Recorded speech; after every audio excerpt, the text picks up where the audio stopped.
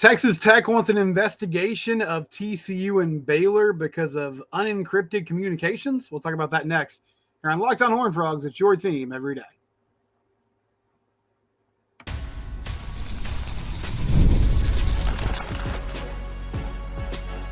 You are Locked On Horned Frogs, your daily podcast on the TCU Horned Frogs. Part of the Locked On Podcast Network, your team every day. That's right, Locked On Horned Frogs, your team every day. Subscribe to the YouTube channel. Also find us on your favorite podcast platform. I'm going to have 5 episodes up on YouTube this week. It's been a weird week. I've been out of town. I've been traveling. There's a crossover edition of the show with Cam Stewart, the Locked On Baylor host, that I'll have up on the YouTube feed at some point in the next couple of days. Had issues downloading the video and him getting it to me because I'm in sort of some remote places without internet as my family was traveling through Montana. But I'll make sure that we got 5 days of content up. I'll be home before the game Saturday, and we'll have a live post-game show as TCU and Baylor will meet in Waco at McLean Stadium, 2 teams that have won a couple games in a row, and suddenly things feel much different. And one team that both of these teams beat in their recent upswing has been Texas Tech, and Tech has had some issues this year. Early in the season, they escaped a game against ACU. They also lost to Wazoo, but since then they've played really well up until the last couple of weekends. And Kirby Hocutt has a problem with TCU and Baylor. He's got an issue with something that's been going on with the communication devices. So this year in college football, if you didn't know, for a long time, this wasn't available. Like, coaches would wear headsets, obviously, because they would talk to one another, but there wasn't direct player and coach communication that was mandated or available for all the schools. But now there is. So it's like the NFL. Offensive coordinators, head coaches, defense coordinators, there's one person that they can talk to on the field. So with the offense, it's quarterback, defense, middle linebacker, maybe it's one of the main safeties, the captain on the team. But someone is feeding communication to the players, and they can do that up until there's 15 seconds left on the play clock. So this is a new innovative technology that's available in the Big 12 and elsewhere. And Texas Tech Athletic Director Kirby Hocutt raised an issue with Big 12 athletic directors on Tuesday after learning that the Red Raiders helmet communication was unencrypted and accessible to anyone with a scanner and knowledge of how to locate frequencies. So the Big 12 instructed its 10 schools to send their helmets, the 10 schools they're playing this weekend, to send their helmets back to GSC, the manufacturer that made the technology and made the headset communication for them, to get it updated so there was encryption for the specific schools. And Tech has gone on to request a report from the Big 12 on its recent games against TCU and Baylor to ensure the integrity of the games were not compromised, and the conference is accommodating that request. Hocutt said, we've got to have a game whose integrity is not questionable in any way on Saturday afternoon.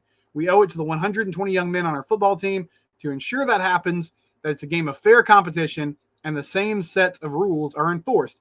No schools have made specific allegations that an opponent may have accessed their in-game frequencies, and several have questioned whether a competitive advantage could be gained if that occurred. So a couple of things here. Texas Tech finds out that their signals or this communication is not unencrypted. I do high school football on Friday nights, and the person that I work with, he's been doing this for years, and he's got a lot of different technologies. And one thing that we have is a sideline mic. And so we have a sideline person, they'll go down and they're on the headset, and we have a specific frequency for them. Now, the issue is, just in the world in general, frequencies are being bought up more and more by cell phone companies and other outlets that are using this radio type of communications. So there are times where we'll get to a stadium and someone else is on the frequency that we typically use for, that communication. We got to find a different way to go about it. So yeah, it's possible if it's unencrypted that someone could tap in and listen in. Now, Hocutt didn't specifically say that TCU and Baylor were at fault, but I guess because those are the 2 most recent games, he's like, hey, I want this investigated. I don't think TCU cheated. Like, I feel like it's a silly accusation if that's being made. The main reason is they were down 31-14 at one point. So unless they were just really good, unless Sonny Dykes is a real mastermind, and he was like, all right, fellas, let's fall behind by 17 points in this game. So it looks like we don't know what's going on. But then, as we go through the game. We'll get better. We'll win by 1 point. We'll win on an outstanding hit against Will Hammond to force a fumble. It's not like they shut Tech down on that second to last drive and held them completely in check. Tech was moving the ball. They were in field goal range. If they don't turn it over, they're going to kick a field goal and probably go up by 1 point with about a minute to go, and TCU's going to have to drive down and score. That didn't happen. They ran a QB draw. He spun around. He got hit. Ball came loose. Marcus Steele recovers. TCU wins. So I think the idea that TCU had their communication is very silly. I would also say, and some staffers brought this up, even if you knew and had the communication that you were listening to, that's an advantage. Like, I'm not going to act like it's not. But each school is using different verbiage. So I guess throughout the course of a game, if you were just listening in the whole time, you could start to decode, okay, when they make these certain play calls, this is what they're doing. But it would be really difficult to hear what they're saying, decode it, and then spit it out to your team in real time. Once they get back to the sideline, I guess you could kind of regroup and say, all right, this is the signal and calls and all that. But I don't think that's what's happening here. However, the games apparently are going to be reviewed by the Big 12 to make sure that no funny business was happening, because God forbid Texas Tech lose 2 games in a row. That's something that's never happened before, right? This team is so good that couldn't possibly happen on its own merit. There has to be something else going on. Now, one weird thing that is happening here, a frequency coordinator, and all this information is from ESPN, a story by Pete Thamel and Max Olson. A frequency coordinator made this discovery in late September while setting up for the Texas A&M and Arkansas game at AT&T Stadium in Arlington. That coordinator notified the SEC of his findings, as well as Baylor and TCU. So that's odd. I don't know how this person had connections to Baylor and TCU. I mean, they're in DFW, so it's possible that to both schools they had some sort of relationship. It is weird that those were the 2 that they notified, but according to the story, TCU forwarded the information to the conference. Now, Kirby Hocutt acted like this was brand new information to him. It happens in late September. TCU and Baylor are notified. Apparently, they've relayed that information to the conference. Why the conference would have sat on that for a few weeks, I don't know. Why they wouldn't be open and honest with the athletic directors and say, hey, we know this, and this is how concerned we are about it. That is sort of bizarre. But they go ahead and forward the information. And if Baylor and TCU told the Big 12 about it, and then they cheated, that would just be incredibly dumb. Like, why would they be the whistleblowers that, hey, this is going on. Oh, by the way, we're the ones that did it. They wouldn't put a spotlight on themselves to have an investigation if they were somewhat involved in the proceedings. The GSC company that made the system and frequency experts also said there's a low risk of people actually having access to this communication. That's from Big 12 Chief Football and Competition Officer Scott Draper. This is what Jeremiah Donati said about the situation. Our football coaching staff and I were made aware yesterday of the player-to-coach helmet communication issues around the country. As with any other inquiry, we look forward to assisting the Big 12 Conference in its review process. Mack Rhodes says they stand by the integrity of their in-game operations and overall program and are happy to cooperate as needed with conference officials. So, bottom line here, I don't think TCU did anything nefarious. But there's going to be some sort of review process. I don't know what that looks like. I'm not sure if this communication is recorded, if the, player to coach communication is recorded. So I'm not sure if they're going to go look back and listen to that to see if TCU and Baylor are dropping hints that somehow they knew something. But I think it would be weird if they did that to tip off the Big 12. And then coming back to the point that I had originally, they almost lost that game. Like, they were flirting with losing that game. And if they actually knew the play calls, Texas Tech's defense is really bad. I think they're bad on their own merit. I don't feel like you need to know what Tech's defense is doing to be effective against them. Other people have been effective against them. Offensively, they had a good day. I think the TCU defense stepped up when they needed to, but they put up good numbers. Will Hammond was efficient and was good out there. So, no, I don't think anything crazy happened here. But Kirby Hocutt wants some sort of investigation, which I get the idea of, hey, we heard something was going on, and we just want to make sure that everything was above board. But one Big 12 chief of staff said there's no real advantage. Once you're speaking a different language, too, if you think you'd be able to enact in real time what they say and try to do it on the field, you're delusional. You're just being your stereotypical paranoid football coach. You can't relay it to the kids fast enough. I do think he's underselling that a little bit. I'm not going to act like if you have that information, that means you're just going to win by 100 points. At the same time, though, football coaches are really smart. And while the verbiage is different, yes, could they relay it to the teams in real time? Probably not. Like, they're not going to be able to hear it, get it down to the other players and say, hey, this is what they're doing. But could they pick up on some trends throughout the game if they had access to it? Yeah, I think that's possible. But that being said, I don't believe anything weird happened here. I think this is Texas Tech just doing their due diligence and saying, hey, we just need to make sure that everything's good because we owe it to the people on this team. It's an interesting story, though, and it's kind of a funny story. I do get why coaches and athletic directors are mad at GSC. I have no idea like how much they're paying for that contract, but this is pretty, not that it's simple to do, but this seems like something that you would check off the list as a manufacturer pretty quickly of, hey, we need to make sure this stuff is encrypted so that nothing like this would happen and no questions would be raised. When we come back, one of TCU's defensive players is out for the season. We'll talk about that next here on Locked On Horned Frogs, your team every day. First thing to tell you about FanDuel. FanDuel is where the game starts. FanDuel.com or the FanDuel app. You can get on there today. One $5 bet. If you win it, you win one $5 bet, you get $150 in bonus bets. That's a real low investment. And if you hit on it, then you get $150 in bonus bets. NFL games. We got Texans, Jets tonight. Full slate on Sunday. We got Baylor and TCU on Saturday, along with all the other Big 12 games and everything else in college football. It's all there on FanDuel.com or the FanDuel app. Baylor's still 3.5-point favorites, according to our friends at FanDuel. Over-under is 64.5. When I was talking to Cam Stewart yesterday, he was saying he thinks this is going to be a high-scoring affair. I could see that. Both offenses have been really efficient.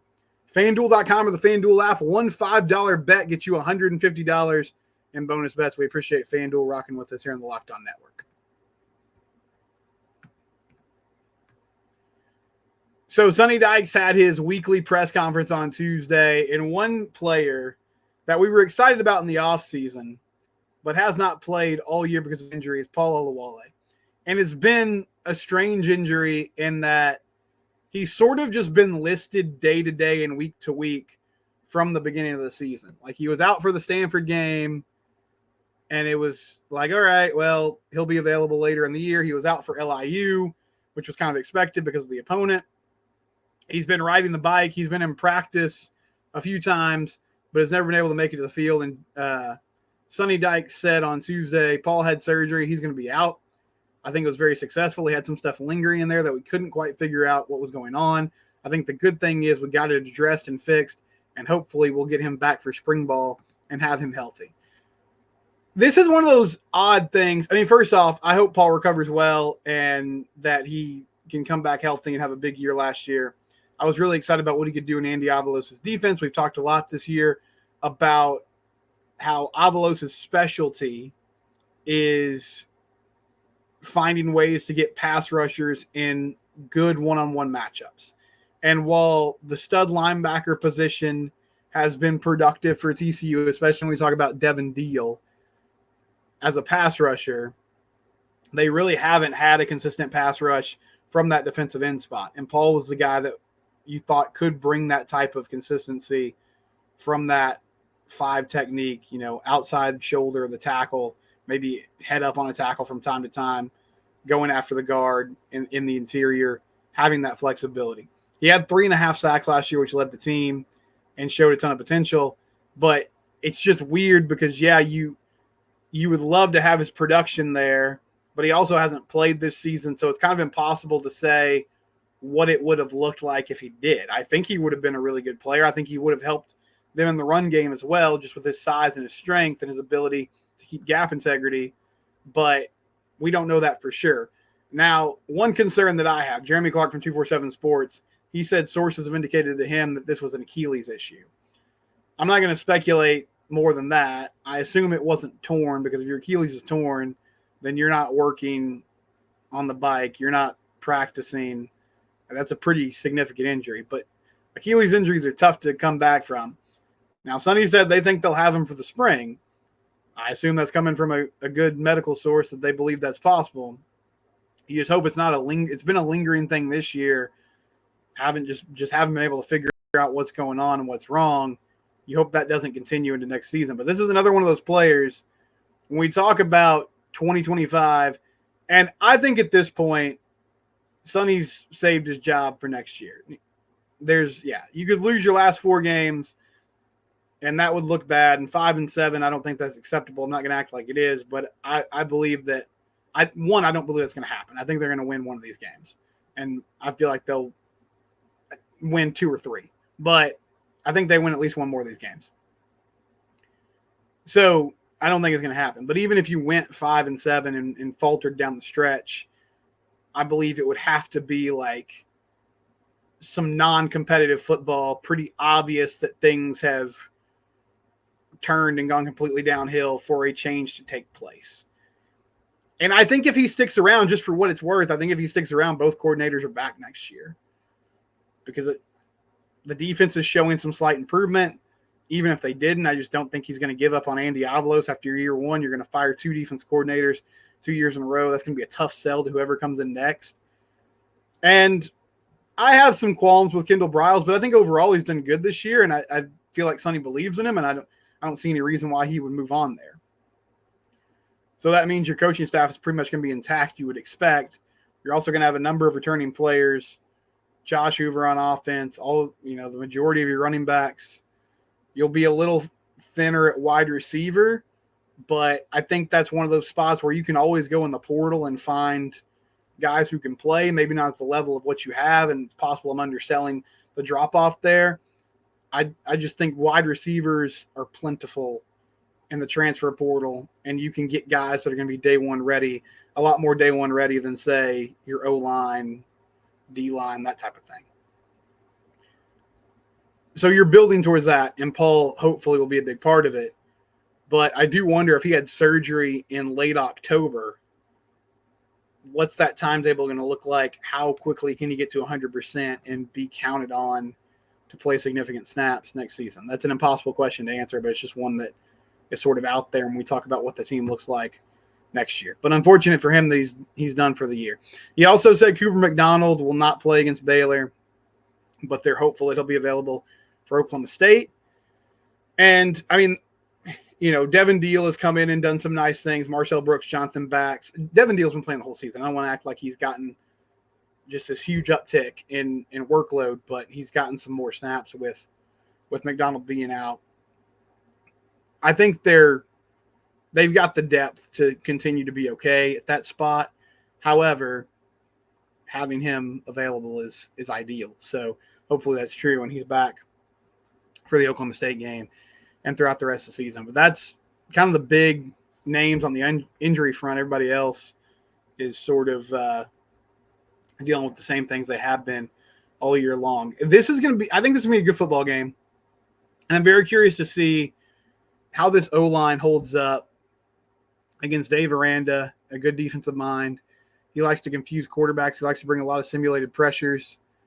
Josh Hoover has had issues turning the ball over lately.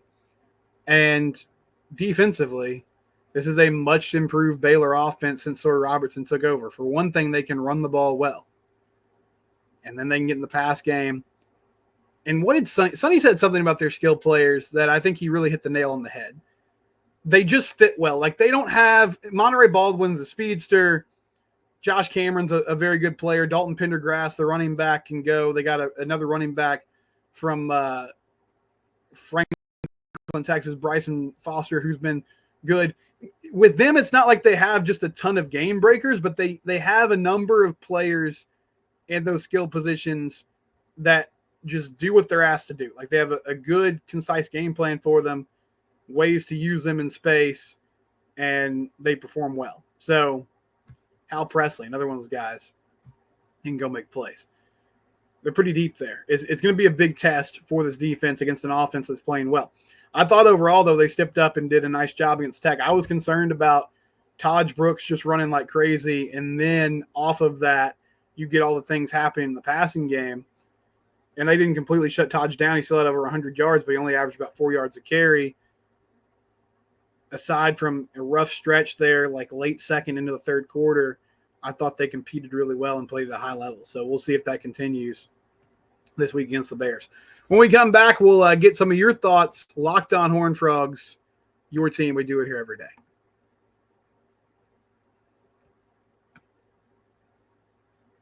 I do want to mention our friends at 5 Hour Energy. 7 o'clock kick on Saturday. I've been up late a lot. I know 7 p.m. is not crazy late. You might be, Steven, are you 100 years old? Listen, man, you get in your 30s and you got 4 children. 10:30, 11 o'clock post-game show, 11:30 post-game show. That's late, man. But we're going to do it, and I might have a 5 Hour Energy. You can fuel your fandom. Start the Fan 5 Hour Energy 12-pack. You can create your own 12-pack at 5hourenergy.com. You know, it's always there at the convenience stores, but it's also online. Big upcoming matchup against Baylor. Make sure you have some fan fuel for that game. 5 Hour Energy knows no matter who you root for, being a fan requires heart, soul, and a whole lot of energy. Whether you're prepping for the big tailgate, ironing your jersey, your game day to-do list is always a mile long. That's why the limited edition Stan the Fan 5 Hour Energy shot is here to keep you fueled through the season. What's your fan fuel this week? Whatever it is, do it with a 5 Hour Energy. Get fueled up for rivalry week with 5 Hour Energy. Go to 5hourenergy.com.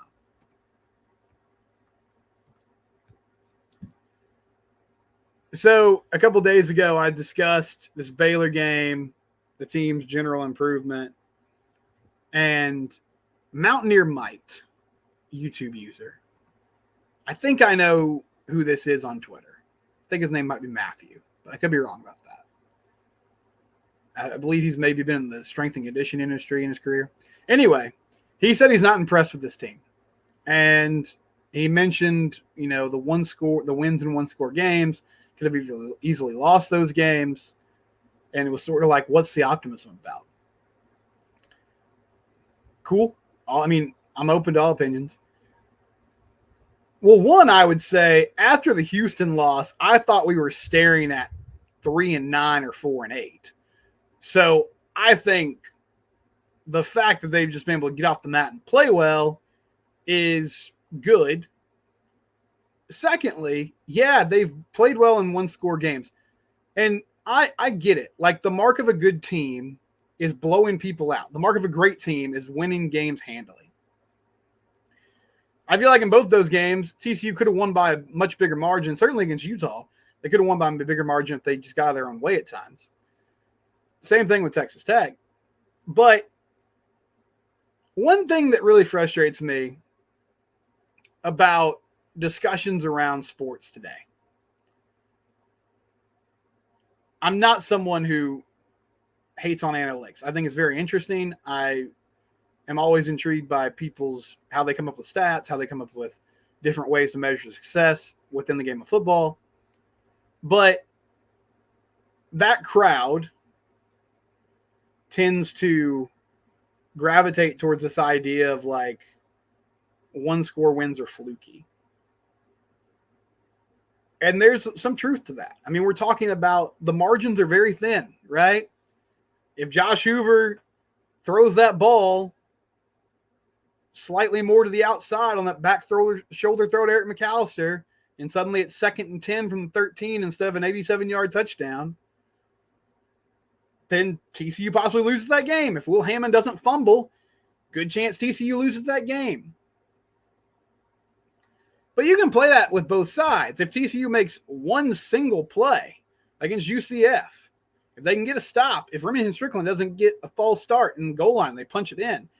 If Josh Hoover or the coaching staff maybe calls a run play on that last play before the field goal just to pick up 7 or 8 yards and get in the middle of the field and allow Kyle Limmerman to take a 50-yard attempt instead of a 58-yard attempt, good chance they win that game. There's something to be said about finding a way to win. Making the plays that you have to make, fighting through adversity, even if it's self-inflicted, and getting victories. So that's what I would say is the optimism. I don't think TCU is a great team. I'm not delusional about it. Some of the bowl games that they're projected to right now, the opponents, like Mizzou, if they went and played Mizzou right now, I think Mizzou could win by double digits. But in this league, at this time right now, they're playing competitively. They're winning over the last couple of weeks. And, I mean, to me, that means something as we're building towards next year. But it's fine to disagree. That's why we're here. It's a marketplace of ideas. Thanks for tuning into the show. Locked On Horned Frogs, your team every day. We'll be back tomorrow. We are free and available wherever you get your podcast. Subscribe on YouTube or your favorite podcast platform.